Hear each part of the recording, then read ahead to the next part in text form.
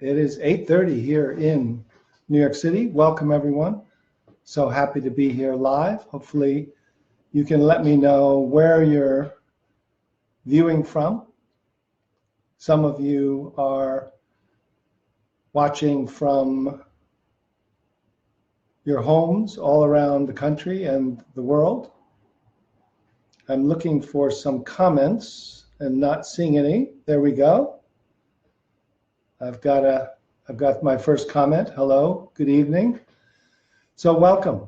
I will just begin to talk about effortless mindfulness. Some of you who are in this course with Tricycle Magazine, welcome to all of you, and welcome to everyone else who's interested in effortless mindfulness. And just to let you know, you can still join the course, which is going on for 6 weeks, and then will also be available for download as long as you need. So I see somebody from Cincinnati, Ohio is here, and just wanted to welcome you and welcome everyone. So we're going to talk about effortless mindfulness. Some of you who are used to seeing the recordings that are going on in the course, the difference here is I'm live, but it's still a recording. So what we're going to do is we're going to really try to answer some questions tonight. It's a time for you who have been engaging with effortless mindfulness through some of my teachings, retreats, and particularly courses and videos and this Tricycle Magazine course, to be able to ask some questions, and then we'll go through some little practices. We'll see how the unhooking and the opening and the including goes online. So we're still gathering and welcoming. We got people from Ashland, Oregon. We've got somebody from East Hampton, from Langley, British Columbia. And so we'll just continue to talk. So effortless mindfulness is a unique practice, as many of you know. It's both a practice and a description of what's already going on. And you can discover this natural ability, this capacity of our human nature, which is available to everyone, and most of us have glimpsed during our lives, but we didn't know what it was. So to actually practice, meaning to access, and then to actually let go or discover or uncover this capacity is an amazing gift. And I'm hoping that we can answer some questions tonight and do a little practice to see how everyone is doing with these practices.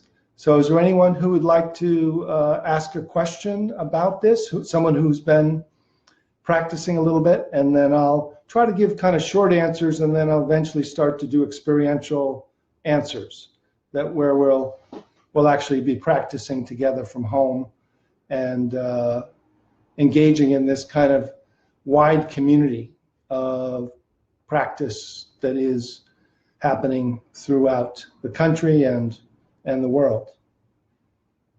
Somebody from Detroit, Athens, Georgia. Welcome, everyone.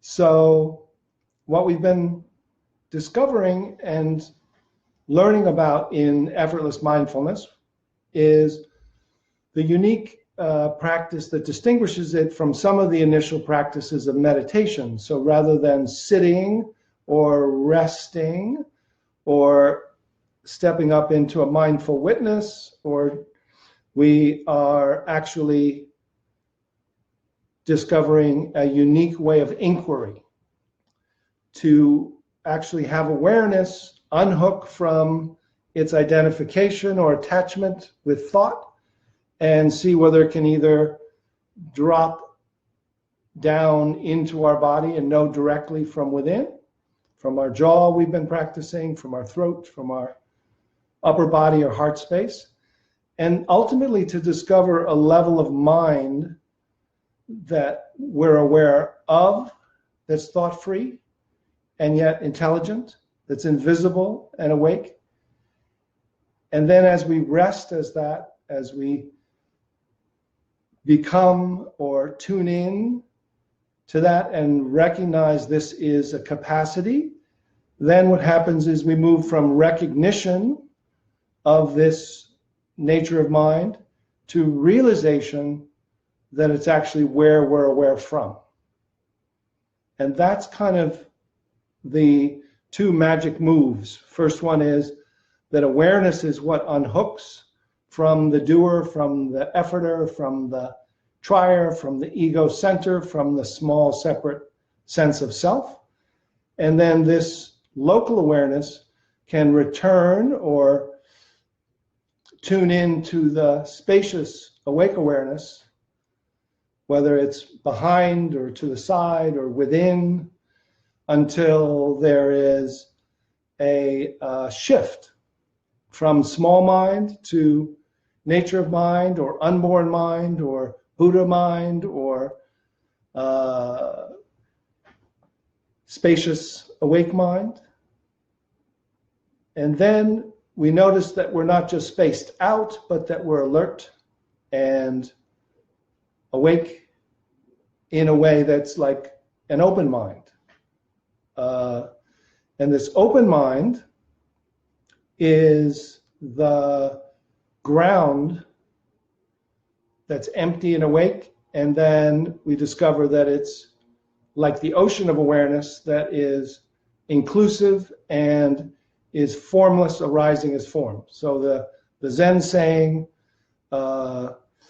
form is emptiness and emptiness is form, is this dance of a new kind of unlearning of a habit of perception and a creation of a small sense of self that makes us feel limited and stuck and dualistic and frightened, not just for our body, but for a small sense of self. And the possibility is that we can discover a freedom that we've been longing for in things and activities that's already here this far away. So many people tell me on retreats, and I'm reading in this course from Tricycle Magazine on Effortless Mindfulness, how many people are really finding very quickly that this is similar to things that they love to do. So I'm hearing a lot of reports that, oh, this shift into effortless mindfulness is like when I go for a walk with my dog in the morning and shift into this natural, interconnected, alert way of feeling and being. So, or it's what I feel. I do other activities that I have to go on vacation for, or I have to go a couple times a year to a special place, whether it's a retreat center or a place in nature. And now people are discovering that this is actually a natural dimension that gets triggered in those places, that gets opened, that gets released or revealed in a place where there's support for it, but it doesn't need the support because it's supportive. It's the support that we can find anywhere, anytime. So I'm getting a question here. Let me read this. I sometimes find if I try to expand my awareness into the room around me while my eyes are closed, I start visualizing the room in my mind.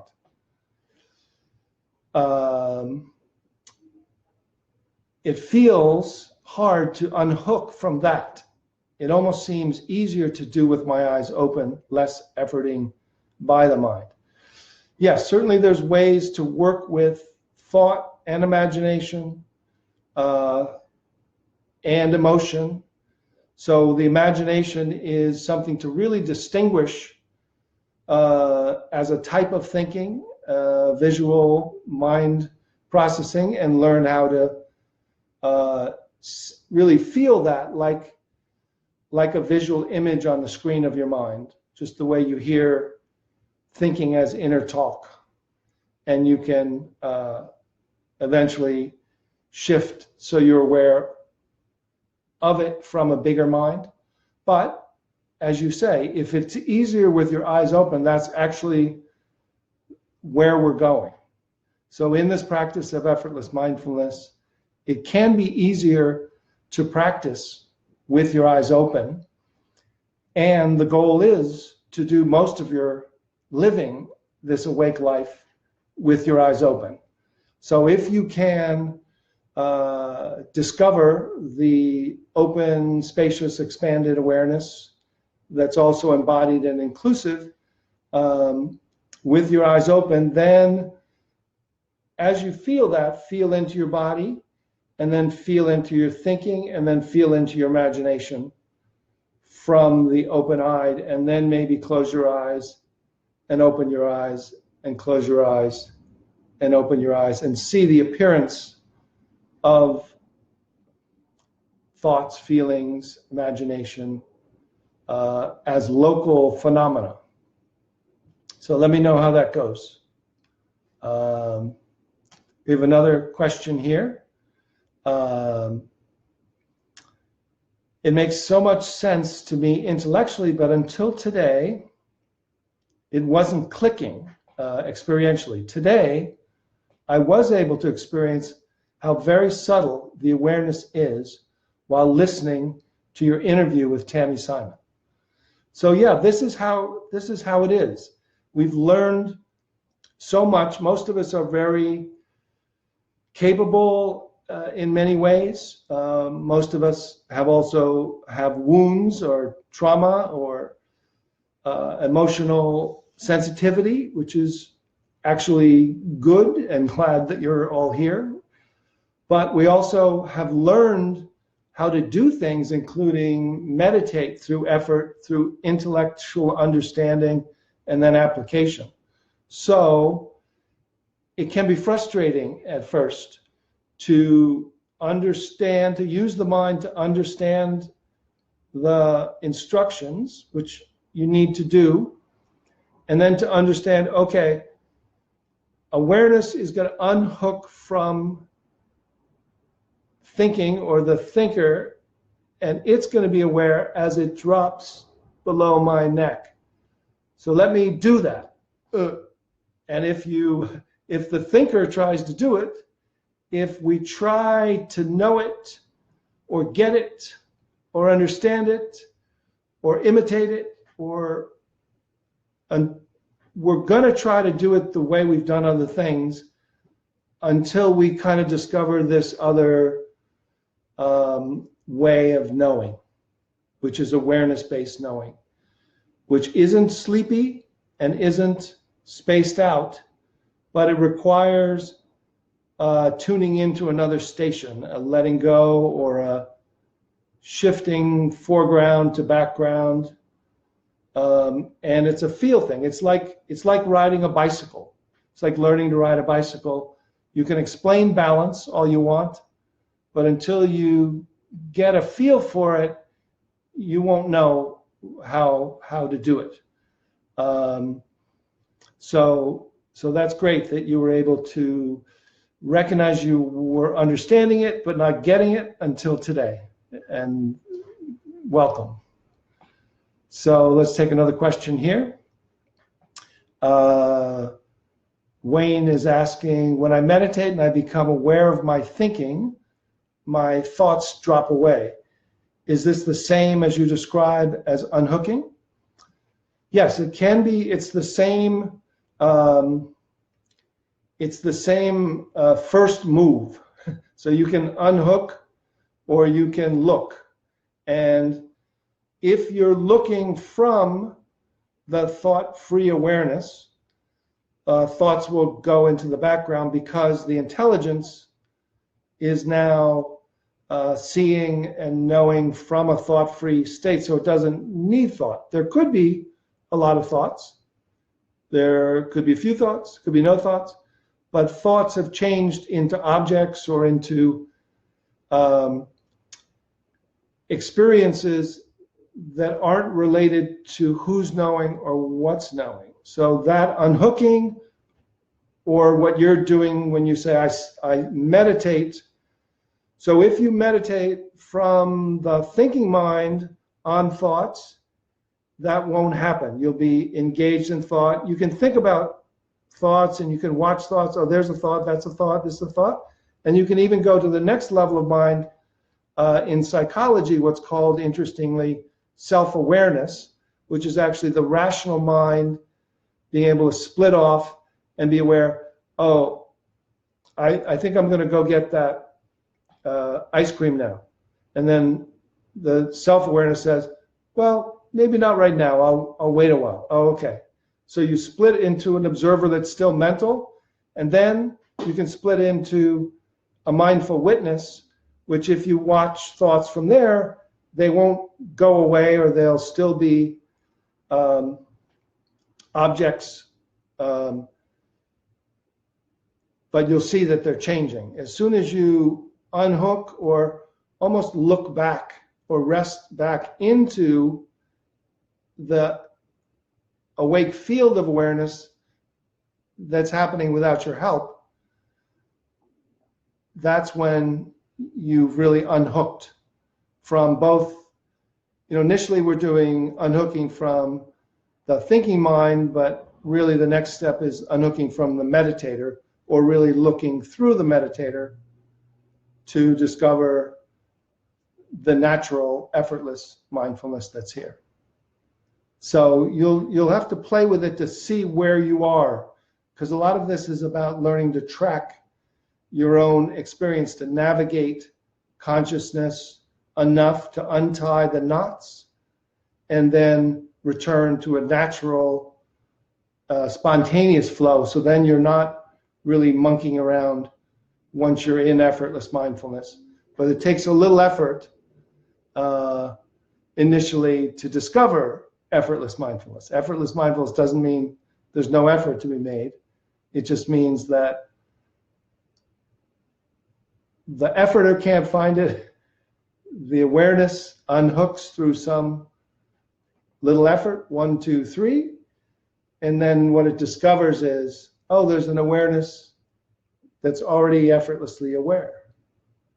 And I'm aware from there. And that includes my body and includes other people. So that's kind of the dance of untying the knots of confusion and suffering and binding and small separate self in order to discover the effortless mindfulness. So Mary is asking, how do you make the leap from to action from glimpsing? Yeah, so that's the goal. Ultimately, effortless mindfulness, the glimpses start to untie the knots, and you can go, quickly into it, or you can do it through a simple series or through an activity, or just by letting go, or through shifting through these 5 levels of mind that we're talking about in the course, these 5 foundations of effortless mindfulness. And so the glimpsing will discover first a kind of what seems like a passive awareness, then an embodied awareness, and then the fullness of effortless mindfulness is what's called the flow state, very similar to the flow state in psychology, or being in the zone, as athletes call it. So what that is you actually are optimally doing activities without thinking about thinking. You're doing it by heart. It becomes second nature, and there's a flow, a non-judgmental, non-reactive, engaged presence that is the natural result of continuing to glimpse until the knots are untied and you've returned to a functional, awake human life. So we have another question. I'm seeing if I can read this one from Jana. I'd like your thoughts on mindful awareness in relation to transcendence. I've been examining the Lojong slogans. Number 3, examine the nature of awareness. Is so informed by this work. But number 4 leaves me curious. Don't get stuck on peace. Yes. I'm taking this to remind us not to confuse transcendence with avoidance. I'm thinking this mindfulness practice supports abiding in the open but awake place. Yes, that's right. So it's giving the antidotes. It's saying, examine the nature of awareness. Then what you'll do is, in this first series that we've been doing, is a way of the classical peaceful abiding practices, which are often done by periods of one-pointed concentration on the breath, where you actually are kind of repressing part of your mind until you come into a calm state. So here, what we're doing is we're shifting out of the chattering mind into either awareness plus our body in subtle body, or awareness plus space in kind of a objectless shamatha, objectless, calm abiding, peaceful abiding. But the key is don't get attached to the result of this kind of peace, because it's relative peace compared to what the peace that passes understanding that you'll discover later. And don't get stuck in the first step of peace too. Don't get stuck in just peaceful abiding. Discover the insights, the aliveness, the curiosity, the open-heartedness that goes beyond peace. So that's a great pointer right away, that we're going to get immediate stress relief, immediate peaceful abiding, but that's just kind of soothing the animal and getting out of the current way of knowing and the current location of identity. But it's a transition into peaceful abiding, or even not knowing, like don't know mind. And then we have to discover the not knowing that knows, the spaciousness that's embodied, the peace that passes understanding and is intelligent and relational. So this is what I think those slogans are asking us to be aware of. Okay, so now we have, excuse me if I'm not pronouncing your name right. Last name Wim Kamfelis.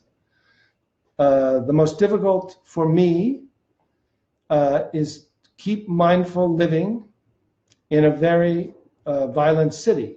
That is Rio de Janeiro, where shootings can happen anywhere. I need to learn both alert and mindful.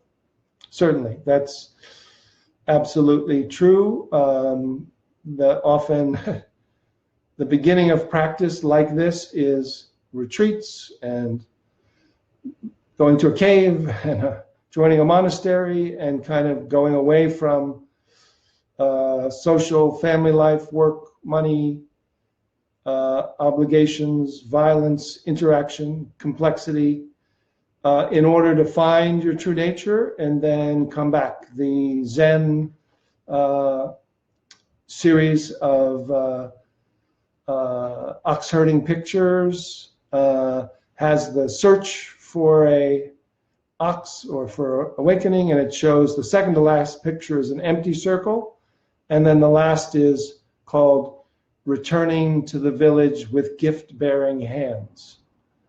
So I think for us in the midst of life, this effortless mindfulness practice is made for those of us who choose to live in the midst of workaday world, in the midst of layperson, or in the midst of a city or country or suburbs. I live in New York City, and just last night I was downtown, 10 blocks from where the shooting, from the killings, 8 people who got killed by the car, and walked outside, and people were close and hugging. It was talking, gathering together. It was Halloween. People were dressed up. Some people weren't, but the Halloween parade went on. 1 million people showed up an hour after this happened, and our bodies are certainly going to be affected, and we'll get triggered by it. But in some ways, this is why we do it, is to live in the middle of the world and to contribute the peace to others, and to have a place, a new motivation for social action and social justice, and to have contemplation in action, really, is what effortless mindfulness is. Rather than withdrawing, though you can certainly do quiet sittings or retreats, can you discover the peace, as you're asking, in the midst of your daily life, pleasant and unpleasant? You start to practice in smaller ways with pleasant situations and then unpleasant. And then the question becomes, when something unpleasant arises and triggers you, to shift or discover or inquire what or who is that arising to. If it arises to the small defended part of you, you'll be contracted and in a fight or flight or freeze modality. If you can learn to familiarize yourself with effortless mindfulness, with this already awake, naturally accepting, supportive, embracing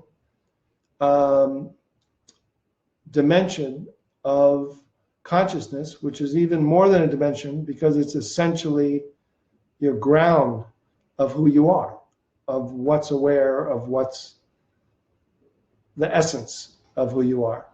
And then you'll go back and forth between these systems. System 1 is thought-based, separate sense of self, and we could say system 2 is the pure awareness, the awake awareness that's embodied, and then system 3, or the final system, is open-hearted awareness, bodhicitta, which is embracing, compassionately aware of your own parts of yourself that are suffering, and aware of other people who are suffering, and aware of the natural dimension of support, of awareness behind your back, and awake awareness behind everyone's back, that you're not, that you can show up for this in this human realm.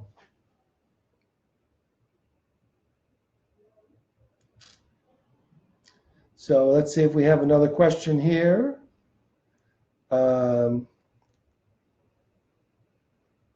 I'm looking and reading.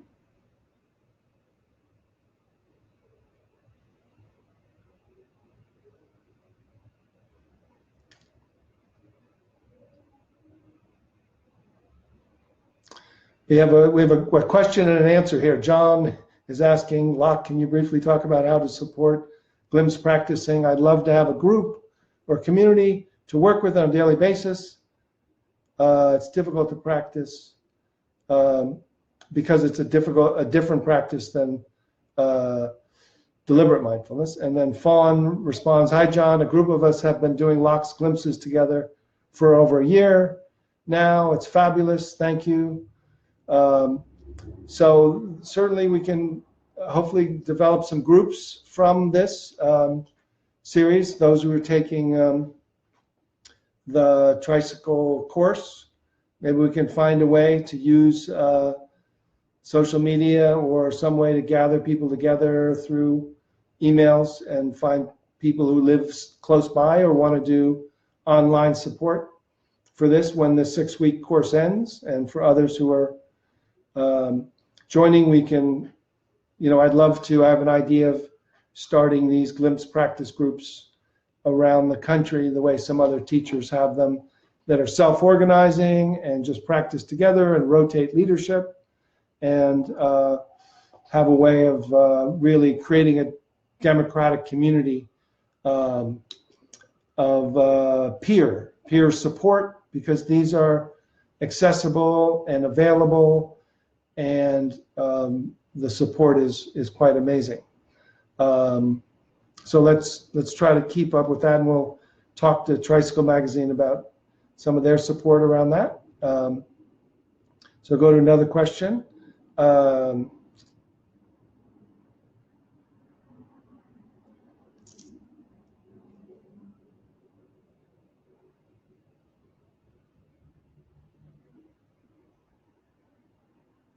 Looking.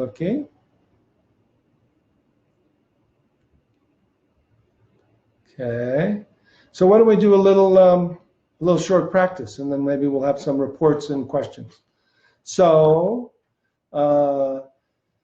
certainly just getting a feel. Again, this is a new type of practice. This unhooking should be like taking your cap off or lifting a glass of water. That was good because I needed a glass of water, so worked out the metaphor and the actual reality come together. Amazing how that happens. So the feeling of unhooking or letting go, you've heard all these words. This is the actual experience. Let go, turn it over, surrender. What is it that's surrendering? What is it that's letting go? What is it? It's not you, the doer. It's the awareness in this case that is stepping back, and then literally you could almost put your hand and have it feel like this is what awareness feels like, except from inside. So just try that.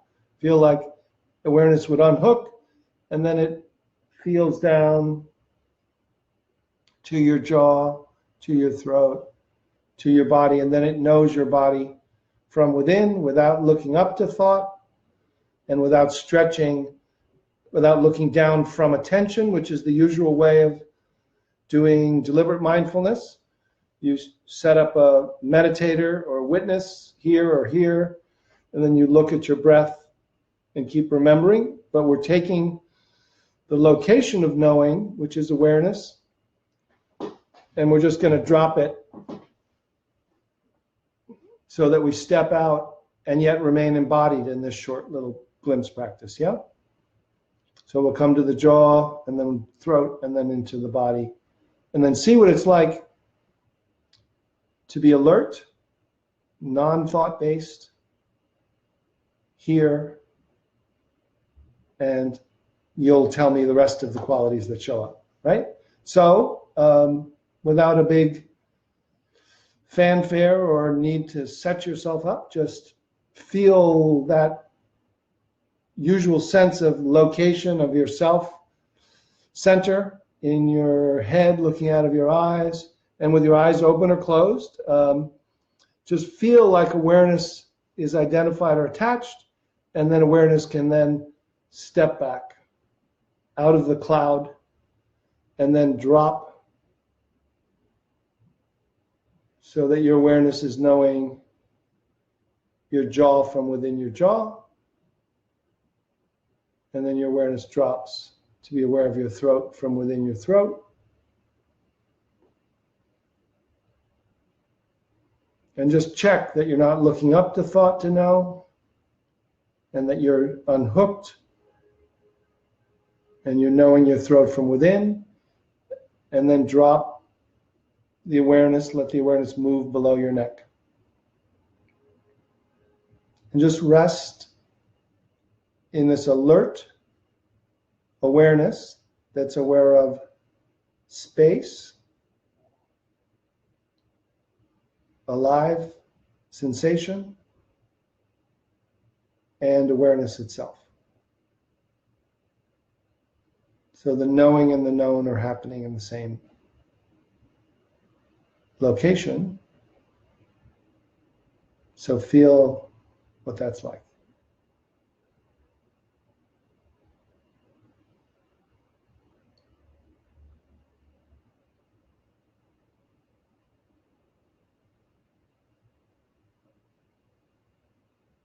So just remaining, and maybe it may open you right up,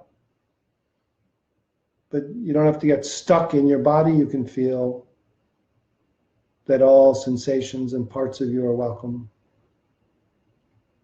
But the key is, what does it feel like to be alert and knowing without using thought, and have the potential to move your hand and have the potential to use thought if you need it. But just being mindful and feeling that which is already mindful without your help. Feel into that which is effortlessly alert.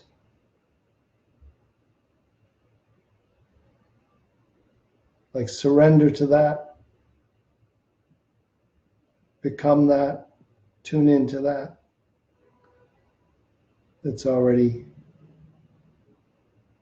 awake, that's spontaneously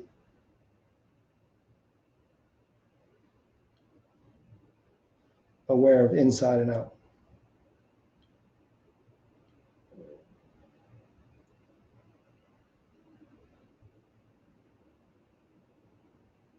You know, you can just not listen to my words, or if they're helpful, you can listen. If they're not, they're just like a bird. But all sounds are welcome. Thoughts are welcome. Feelings are welcome to this non-thought-based, awareness-based, embodied presence, effortless. And then feel the intelligence, the new intelligence, almost like you're tapping into a bigger mind, or a heart mind, or a quantum mind, or whatever you want to call that. Potential.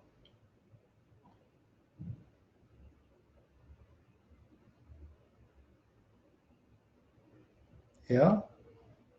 So you can just continue here. So see, the thing is, so now supposedly I've stopped doing this, but I'm not stopped doing this. I'm now talking to you from this. So I've just added another dimension of life or functioning or activity to this field, which is effortlessly aware. And now I can move my hand, I can move my thought. If I needed to type a question, I could do that. Staying open and just including activity without getting caught or recreating the habit of the thinker. So what does it feel like? Maybe someone would like to type from here. So even as you lean in, don't even think about what you're going to say. Trust that you know what to type. One of the amazing things about typing is you don't have to think about where your fingers are. You know the keys by heart. And if you can really not enter into like a mental like blinder zone of typing, then you can just stay and just trust. You just see what happens. Here's what I'm experiencing. So why don't people try one word or a couple words? What are you aware of? What's absent that was here? What's quality of presence of this effortless mindfulness that is here? What is the feeling of being? Maybe just type a few, let the feeling come up, and then trust that you know where the keys are, and then type from Effortless Mindfulness, adding activity. So let's see what words come up here. So we've got peace, we've got love,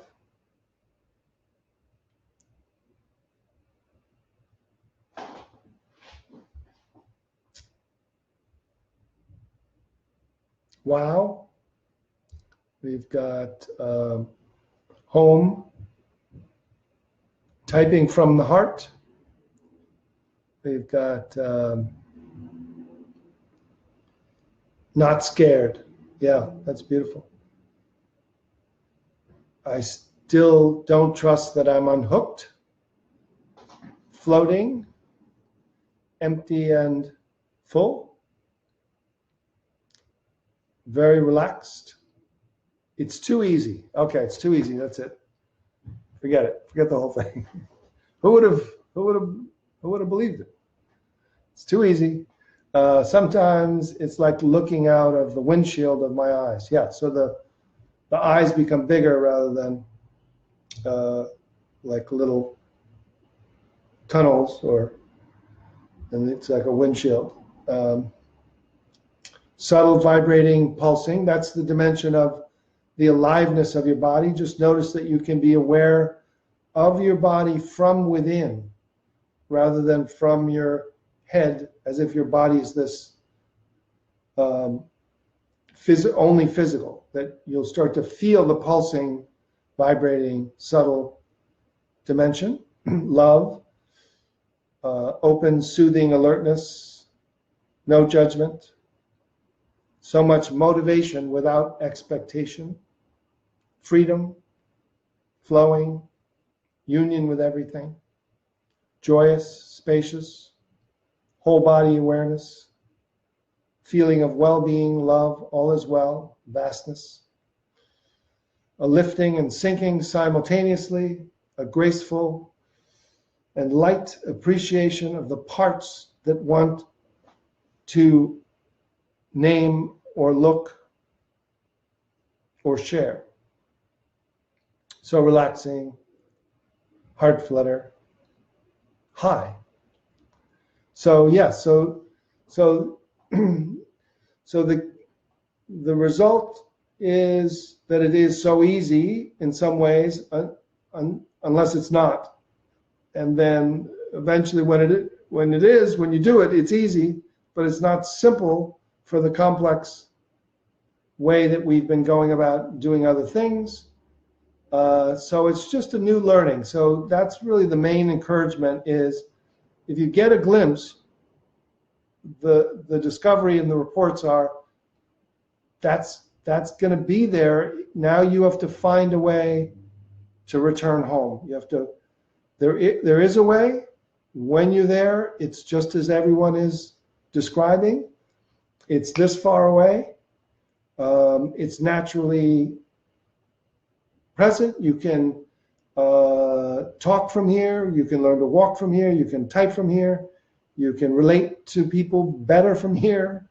You're not as reactive. You can wait. You can heal your own traumatized parts better from this sense of open-hearted awareness, or bigger self, or no self, or loving presence that's so supportive.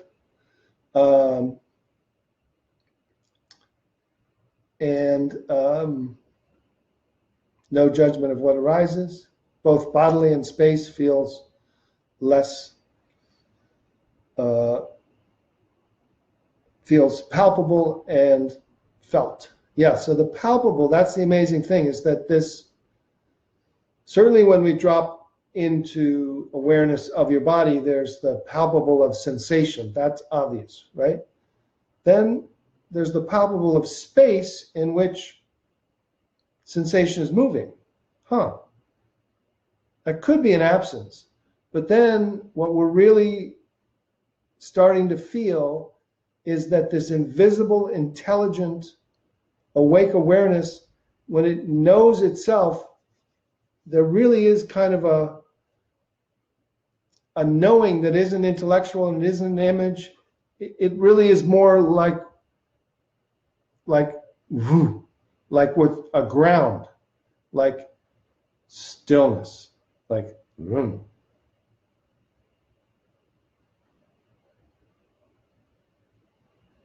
But then there's also palpable, like flow. And then there's palpable, like effervescence. That's getting more into the energy, right? Energy, subtle body, and now simultaneous mind, which is awareness with dynamic expression.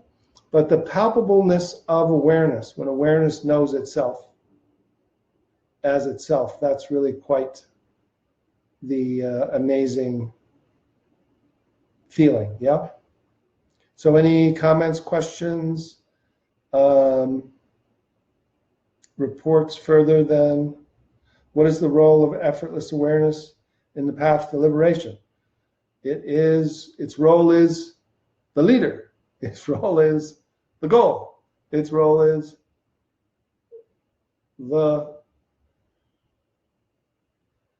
the name of awakeness or Buddha nature or true nature, or it's another word for it. Rigpa in Tibetan, Turiya in Advaita.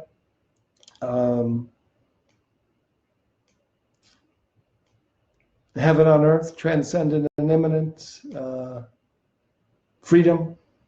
That's the vehicle to get there.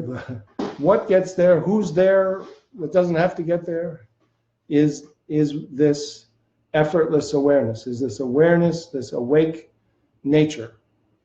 So that's why we're trying to find it. We're trying to make it as palpable and simple and accessible and elegant and simple as possible. So those are the kind of words we're using. You can use any words you want, but that's what it is. The path of liberation, it is liberation itself. It's the pathless path. It's like the koans say,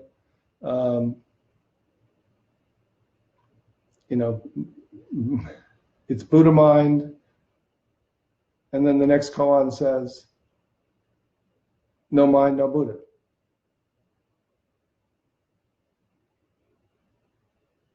So that short circuits your mind to find this. Fawn is saying, you mentioned that sitting longer is also good as well as short glimpses. It is remaining in this open-hearted awareness. Can you please share a little longer? Please share how this longer sitting unfolds. Yeah, so sitting is part of the stillness and meditation part. I also call it, if you do glimpsing first, then I call it marination rather than meditation.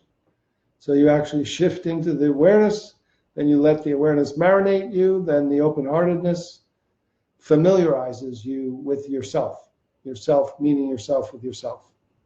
And then you just remain in a kind of dynamic stillness that's kind of curiously getting to know itself in a more simple, non-active phase. But then the transition from the sitting to activity is really one of the key transitions. The marinating or sitting is familiarizing. The Tibetan word for meditation is often translated familiarize.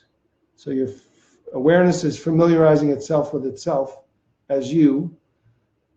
It's untied these knots. Now you're sitting 10 minutes, 15 minutes, half an hour.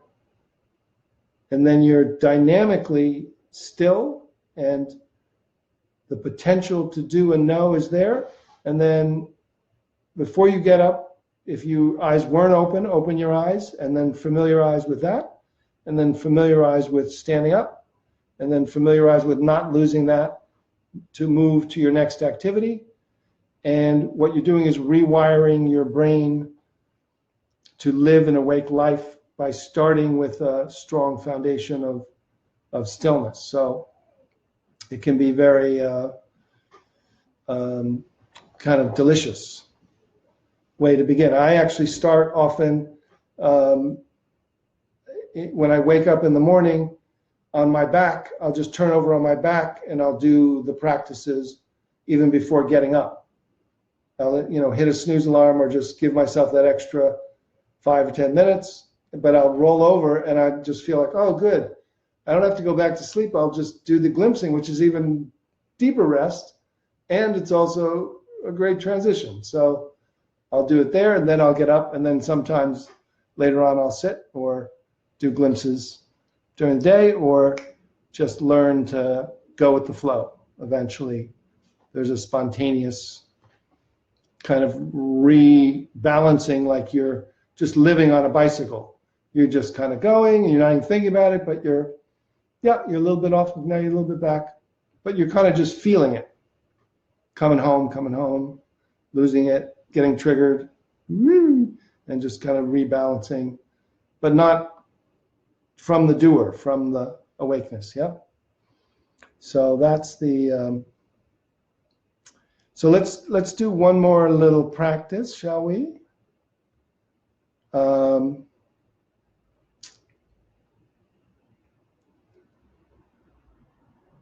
Okay, so let's just do this practice that we'll be doing later in this course and that many of you have done before. And it's good on camera here because we can kind of keep our eyes open. You can look at me, but then you can kind of shift around. So what we're going to do is just have awareness receive light from the screen, or look right above the screen and receive light, and then gently just start to open your peripheral vision to the sides. And as you do, breathe and smile. And then let the awareness just gently, without strain, open to the side. So you're not looking at me anymore, you're just opening your peripheral vision. And as awareness, whenever it does, gets to 180 degrees, it can unhook from seeing and become aware of the space on the sides in which sound is coming and going.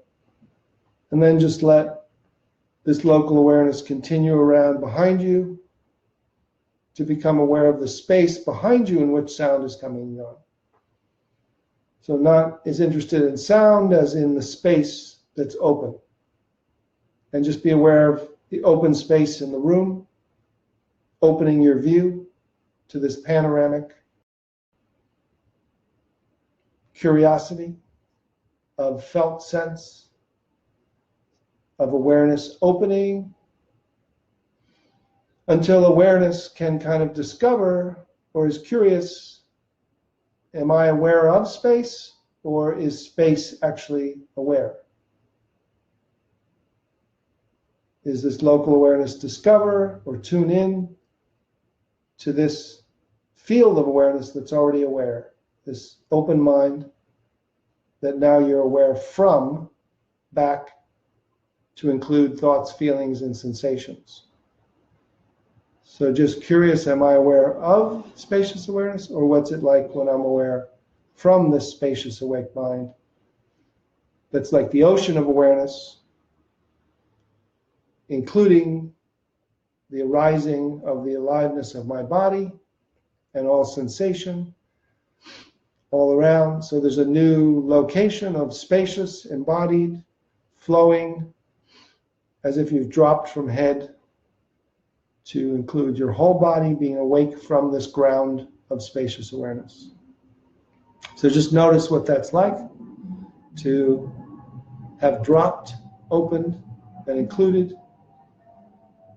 so that now you're aware from this open mind that's open-hearted and interconnected. You're receiving light with your eyes, but connected all at once equally from the awareness, like the ocean arising as waves. So just resting in this intelligent potential to know or do without having to do or know.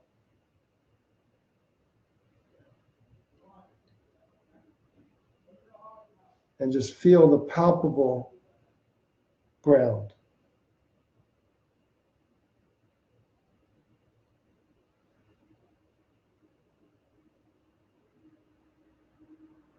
Yeah, so just feel this, that you can just hang out here, or you can start to notice that everything's included, that all parts are welcome, all thoughts are welcome, that you're listening from the open-hearted awareness to any parts of you that are welcome to come down, or come to, or be listened to, or be welcomed, that you don't have to go to the thought or the part and get on the train of thought. You let it all be listened to and welcomed and loved and included without identifying or attaching or being co-opted back to the small mind. So there's no need to create a manager in the location of your body. Let all parts of your body, hands, eyes, thinking is the sixth sense, be a function of your bigger, vaster, true nature, awake, interconnected, interbeing, yeah? As Thich Nhat Hanh says. Feel that interbeing. So what do you notice from here? Let's hear a few beings that can type without thinking about what you're typing. Just let the comments of this full sense of effortless mindfulness open from small to spacious awareness. Spacious awareness is aware of itself as formless and form, then as open-heartedness, and then as creative dynamic expression. So those are the 5 foundations of effortless mindfulness: the openness, inclusion, the new knowing, and the ability to remain without creating a manager or letting the old habit co-opt you back.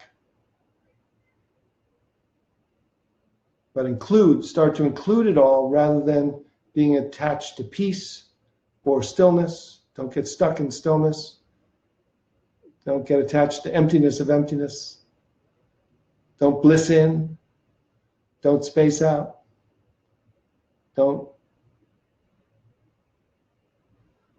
fall asleep into peace. But feel this flow, dynamic, grounded, deep rest that's awake, that's spontaneously supporting you. So, anyone want to type a few things before we end? We're just about to end, but we'll hear a couple more comments, and we'll meet again in a couple weeks. For those tricycle, we'll put it online what date we're going to meet, and I'll put something on my Facebook page. You can all go to my Facebook page or website to find out as well. Anybody want to? Getting some great hearts floating by. Thumbs up. Stars, bursts. So we'll just transition into typing a little bit. I mean, there's all sorts of emojis are happy, so we're able to emoji. So the emotions are emotive, and we're happy and free and flowers and thumbs up and all this simple communication on this level of connecting to each other and being part of this group, part of this course. So great pleasure to be with you tonight. Lots of love. I wish you all the best, and I truly wish you will find your heart's desire to know that you are this effortless mindfulness, that you can discover this effortless mindfulness, that you can live from this effortless mindfulness. This effortless mindfulness is already alive and is calling us home. So please allow this invitation to rest at home in your heart. Until we meet again, lots of love, many blessings.